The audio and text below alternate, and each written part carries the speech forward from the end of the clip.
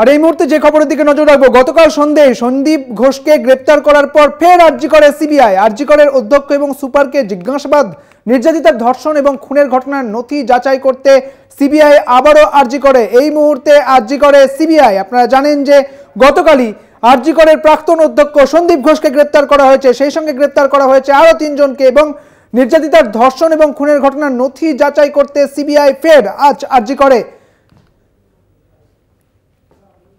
আরজি করে অধ্যক্ষ এবং সুপারকে জিজ্ঞাসাবাদ করা হবে বলে সূত্র মারফত জানা যাচ্ছে। নির্যাতিতার ধর্ষণ এবং খুনের ঘটনার নথি যাচাই করতে সিবিআই। আপনাদের জানিয়ে রাখি ফের আরজি করে সিবিআই।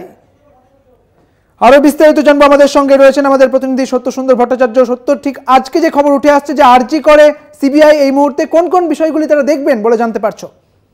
দেখো, কিছুক্ষণ আগেই সল্টলেকের সিজিও কমপ্লেক্স থেকে সিবিআই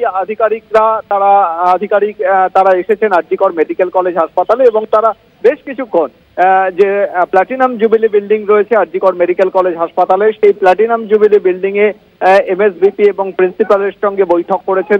তাদের বেশ কিছু এই নির্যাতিতা তরুণীর ধর্ষণ খুনের ঘটনার যে তদন্ত চলছে তাতে কিন্তু বেশ কিছু তথ্য যাচাই করেছেন, এমনটাই কিন্তু সূত্র মারফত জানা যাচ্ছে।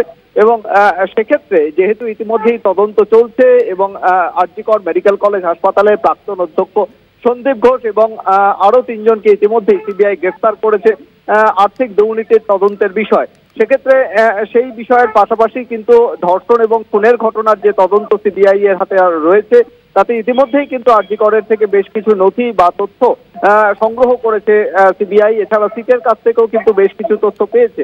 সেক্ষেত্রে তথ্য যাচাই করার ক্ষেত্রে আজকে সিবিআই এর যে সিবিআই কর্তা তিনি এসে আরজি কর মেডিকেল কলেজ হাসপাতালের প্রিন্সিপাল যে রুম সেই অধ্যক্ষের ঘরে এবং এমএসভিপির সঙ্গেও কিন্তু বেশ কিছুক্ষণ কথাবার্তা বলেন এবং সেখানে জিজ্ঞাসাবাদের মাধ্যমে বেশ কিছু তথ্য যাচাই হয়েছে, এমনটাই কিন্তু সূত্র মারফত জানা যাচ্ছে।